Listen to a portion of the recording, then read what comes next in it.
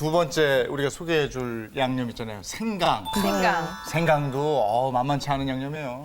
네. 사실 생강은 뭐 우리가 진짜 양념 안에 들어가 있어서 전혀 사용하는지 안 하는지 잘 모르게끔 먹거든요. 생강차 이런 거 생각. 아 그렇죠, 생강차. 네. 생강 이제 꿀차로 먹으면은 정말 이제 위 따뜻하게 보호하는 데는 아주 도움이 되고요. 실제 미네소타대 연구팀에서 봤더니 난소암이나 유방암에도 효과가 있고, 또 이제 피부암이나 이런 전이가 되는데도 효과가 있다는 그런 연구 결과가 있었습니다.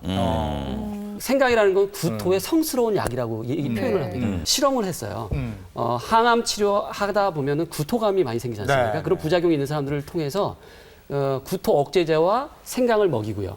또 한 그룹은 그냥 구토 억제제만 먹였는데 네. 구토 억제제하고 생강을 먹인 그룹이 훨씬 구토가 잘 억제가 됐던 것이 나왔거든요. 그러니까 그만큼 우리가 위암일 경우에 특히 또 항암 치료 후에 구토감이 있을 때 그 생강을 활용하는 것들이 의미가 있다고 판단이 되는 것이죠. 이게 그 성분 외에도 한방에서는 뭐 이렇게 붙여서 효험이 또 생기기도 하고 그런다면서요? 네, 생강을 이렇게 다져가지고요, 즙을 내가지고 사용하기도 하고요. 직접 붙이지는 않습니다. 네, 그리고 이제 뭐 그거를 이렇게 프라이팬에다가 약간 볶아가지고 사용하기도 하고요. 그리고 또 물에 우려내서 그 물을 사용하기도 하거든요. 오늘은 제가 그 물을 우려내가지고 첩부해가지고 관절이 아프신데 특히 근육통 있을 때 붙여주는 방법 제가 한번 말씀드리려고 합니다. 네. 진짜 여기 준비되어 있는데 또 생강물을 끓인 거죠? 이거? 예, 이거 지금 왜 하라고 했는지 저는 몰랐거든요. 아 이게 관절요 이게 너무 아니 저는 생강 끓인 물 가지고 뭐 국물 우리는 줄 알았어요. 네, 맞아요. 예. 난 이렇게 한 요리는 할 줄 모르는데. 나오십시오. 가운데로 모시겠습니다. 예. 저도 이제 환자를 보면서 좀 제일 그 문제가 뭐냐면 집에 와서 이렇게 찜질을 많이 해줬으면 좋겠는데 하는 부분이 있는데 집에서 어떻게 찜질을 하기 어려운 거예요. 그냥 맹물에다가 담가놨다가 전자레인지 돌려서 이렇게 따뜻하게 하기도 뭐하고 또 그것 때문에 또 기계를 사기도 뭐하고 해서 이 생강을 스포라는 걸 좀 했으면 좋겠거든요. 여러분들도 어떻게 하는 거냐면 일단 생강을 잘게 썰어가지고요. 네. 면포 같은 데다 넣어가지고 요거를 물에다 넣고요. 끓이시는 건데 100도씨에서 팔팔 끓이시면 안 돼요. 왜냐하면 이 생강은요. 아까 진저롤 성분이 있다고 했잖아요. 그 정유 성분이기 때문에 다 날아가서 좋지 않거든요. 그 성분이 바로 진통을 시켜주는 성분이에요. 진통 소용작용이 있는 거거든요. 그래서 그 성분을 이제 그대로 살리려면 70도씨나 80도씨까지만 은은하게 계속 끓여주는 겁니다. 그 물이 따뜻해질 거 아니에요? 네. 그럼 그 상태에서 물이 우러나면은 이제 수건을 가지고요. 수건을 가지고 마른 이제 수건을 가지고 해서 묻히는 거예요. 뭐 큰 수건, 이건 큰 수건인데 작은 수건에는 관계없습니다. 그래서 손목이 아프면 손목에다 하셔도 되고요. 팔목에다 대시고. 뜨겁게 해요? 예. 아니면 온도는 상관없어요? 예, 온도는 이제 70도, 80도 정도 되시는 온도가 되잖아요. 그리고 이제 꺼내가지고 이제 이거를 쭉 짜주게 돼요. 그러면 정수기에 왜 그 뜨거운 열 그러면 온수 되겠다. 그 정도 네. 온도면 좋겠네요. 네, 그 정도 온도면 딱 좋을 것 같아요. 그 다음에 이렇게 하신 다음에 이제 이거를 피부에 자극을 주거나 하진 않아요? 그렇죠. 왜냐하면 이 정도는 우러난 거는 이렇게 자극을 많이 안 줍니다. 그리고 자극이 되시는 분들은 안 하시면 되고요. 그리고 이렇게 하신 다음에 이렇게 하면 금방 식잖아요. 네네. 떨어지기도 하고. 그래서 여기다 이제 랩을 가지고 이렇게 씌워요. 예. 랩을 가지고 만약에 이렇게 해서 아픈 부위에다 이렇게 하면 되는 거죠? 그렇죠. 아픈 부위. 근육통에도 도움이 되기 때문에요. 활용하시면 좋은데. 이거 우리 같이 팔목 맨날 시린 사람 예, 괜찮겠네요. 아니 근데 됩니다. 근육통 때문에 파스 붙이는 것보다 더 좋을 수도 여기가 있어요. 너무 아파서 맞아요. 이런 거 끓이고 뭐 이런 것도 귀찮다 하시는 분들은 어떻게 즙을 내 가지고 그냥 발라도 아니요, 그건 안 됩니다. 그건 그건 정말 자극돼 있어서 안 좋고요. 이렇게 끓이셔야 하셨잖아요. 되는구나. 이렇게 네. 붙인 다음에 그 다음에 이제 이렇게 하나 더 덮어놓으시면 보온도 되고 편해요. 이렇게 하신다. 이렇게 하고 난 다음에 15분 정도 됐다 그러면 뛰셨다 다시 또 하셔도 돼요. 그냥 한 두세 번 정도 이렇게 찜질하시면요 많이 좋아질 수 있거든요. 그게 어느 부위든 다 괜찮아요. 관계없습니다. 그런데 중요한 것은 심한 염증, 급성 염증일 경우에는 하시면 안 됩니다. 심한 염증 말고 퇴행성 염증일 경우에 만성적으로 아프신 분들 있잖아요. 신경통처럼 그런 분들일 경우에 활용하시면 도움이 될 것 같습니다. 그러면 신경통이나 뭐 근육통이 있을 때 붙여서 좋은 거라면 이렇게 물을 우려서 드셔도 좋은 건가요? 당연히 좋죠. 그 두말하면 뭐 잔소리입니다. 정말로 네. 생강이 얼마나 좋은지요. 생강은 정말로 우리가 생강차를 드시지 않습니까? 여러분 생강차를 되게 쉽게 생각하지만 네. 감기에 정말 성약입니다.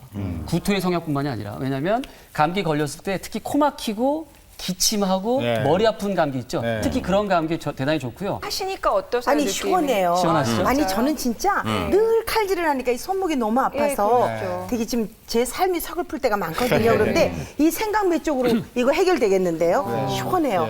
우리 좋은 방법 알려주신 우리 박형원님 박수 한번 주세요. 예.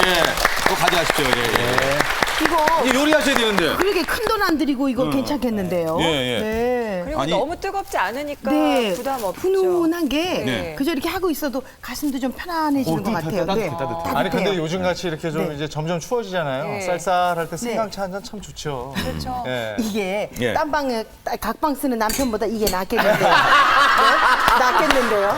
그러면 네. 이 선생님 오늘 생강 요리는 네, 뭐예요? 요리요. 그래서 제가 네. 생강을요 아까 네. 보여드렸어요. 네. 생강을 편으로 썰으셔서 네. 요거를 그냥 물에 담그셔서 한번 살짝 데치세요. 네. 그런 다음에 설탕에 이렇게 발라서 말려두시면 돼요. 그러니까 그냥 설탕 바르지 않으면 너무 쓴맛이 저거 나니까. 맛있어요. 네, 이렇게 만들어 두시면 하루만 요즘 같은 볕에 만들어요. 그러니까 밥 먹고 나서 그냥 드셔도 구취 제거에도 좋고. 우리 전통차집 가면 네. 그 십전 대보탕 먹고 저거 네, 하나씩 네, 하나. 그러죠, 그러죠. 요거 하나 딱 그거 하나 그냥. 좋아요. 이렇게 아까 선생님 나 말씀대로 왜 이렇게 이렇게 마음이 아파? 만들어야겠어요. 전통차 먹으러 가서 십전대보창 찾으세요? 그럼 십전 대보탕.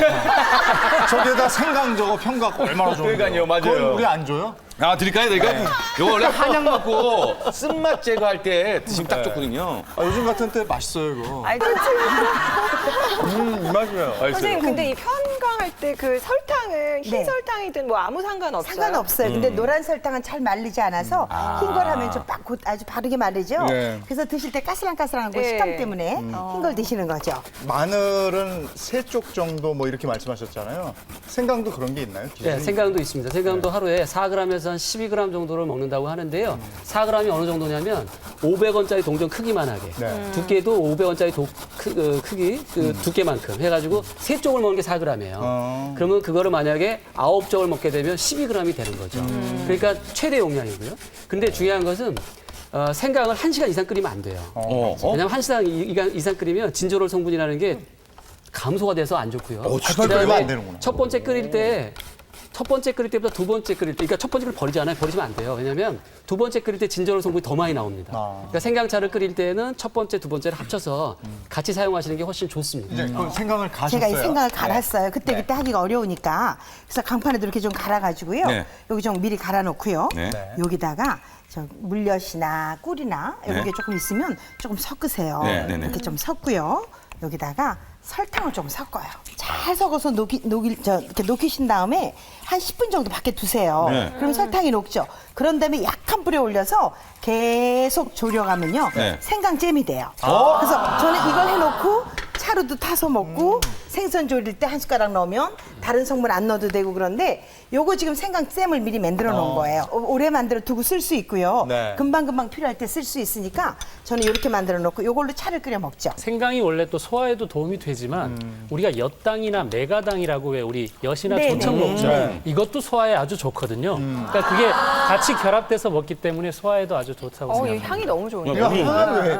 생강이라는 것이 우리 몸에서 들어오는 모든 것에 대한 독을 다 풀어줘요.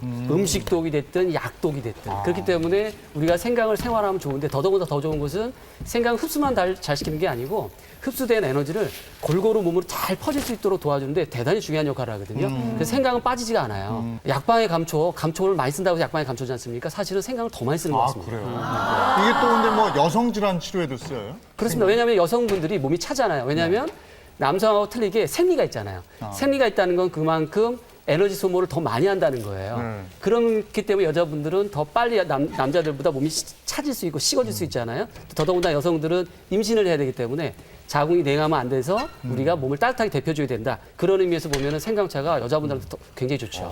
항암 양념을 계속 지속적으로 드시고 병을 치료한 분이 있다고 그래서 저희가 영상으로 준비한 게 있거든요. 네. 그거 보고 와서 얘기 좀 나누겠습니다. 네.